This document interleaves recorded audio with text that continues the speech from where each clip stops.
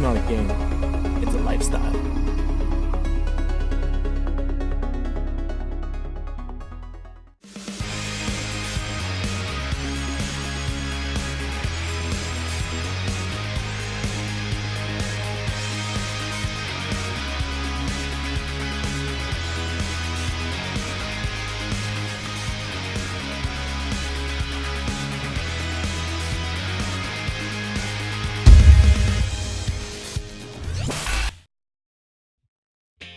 The Jordan 11 is probably the most recognizable basketball sneaker in the world. So let's take a look at a little bit about the background. The designer, Tinker Hatfield, at that time, Michael Jordan was retired. And he still designed the shoe just in case Air Jordan was going to come back, and which he did. After that, the shoe was released and it became legendary. People were like lining up on the streets, waiting to buy this shoe. So let's take a look at the design behind this shoe. So let's start from the bottom. As you can see on both of these shoes, the gum is actually see-through, and behind it, there's actually a carbon shank plate. Now, this is the very first Air Jordan to actually use a carbon shank plate. Before that, they used plastic.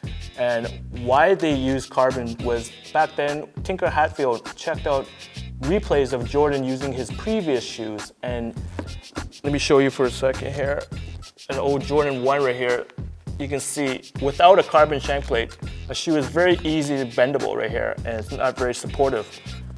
So they checked out football videos which actually use these kind of plates, and they decided to put it into this Jordan. And as you can see right here, once you have it in there, it's really hard to do. So when they put it in, there was like a real breakthrough for basketball shoes at that time. The most interesting fact about this shoe was it was the very first Air Jordan to be featured in a movie that Michael Jordan played in. It was called Space Jam. And once it was released, it was sold out everywhere. It was super popular. All the kids wanted it. It became an instant classic. Other special design features of this shoe is, of course, the patent leather, which is really shiny right here, as you can see. And one of the main features of that is when you twist and change directions when you're wearing it, the shape of the patent leather will still stay like that. Another part of it is, as you can see from this bread, is the nylon upper, which is a very tough material, but it's also very elastic. That's what they liked about it. And then the lacing system was at that time kind of very special, where when you put it in your foot, you can just pull it on the top and it should just tighten up, and then you just have to lace up, that's all. Of course, an Air Jordan can't be an Air Jordan if it doesn't have air in it, right? So inside the midsole, there's like a full-length airbag. And interestingly enough, this is the very last year that Air Jordan used the airbags. After that, they used the Zoom Air. When you actually wear this shoe, you can hear like the squeaky air inside it.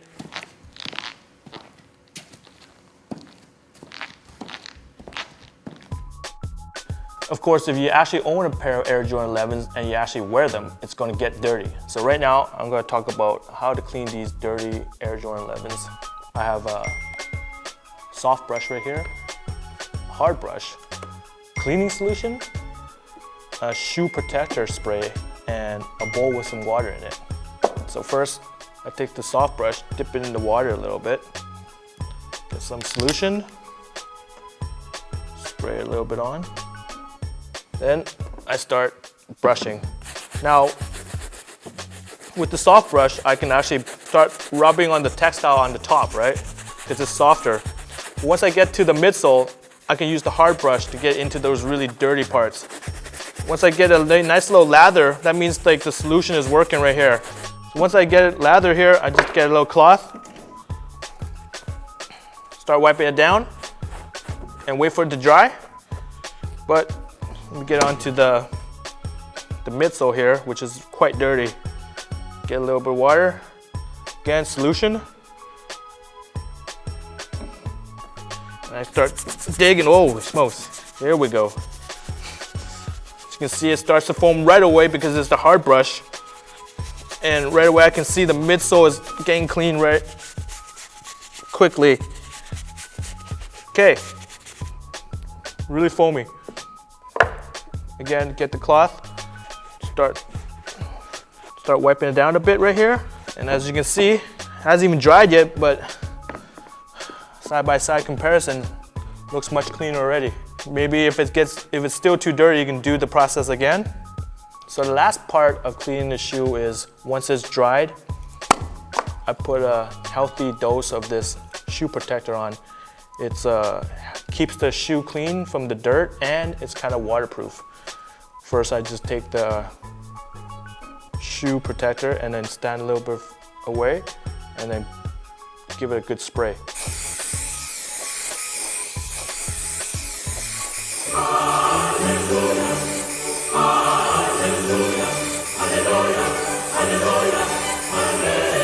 Get it nice and good. Wait for it to dry.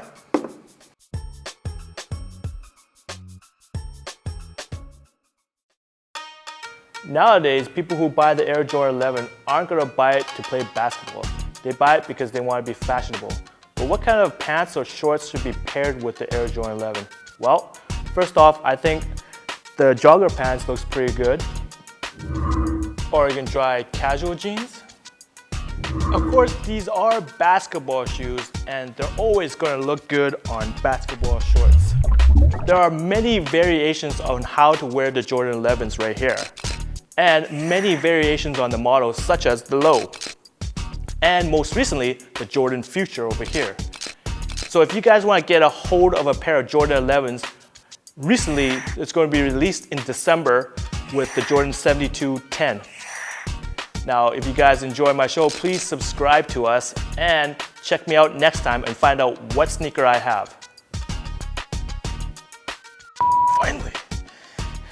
Damn, no. Did you say again?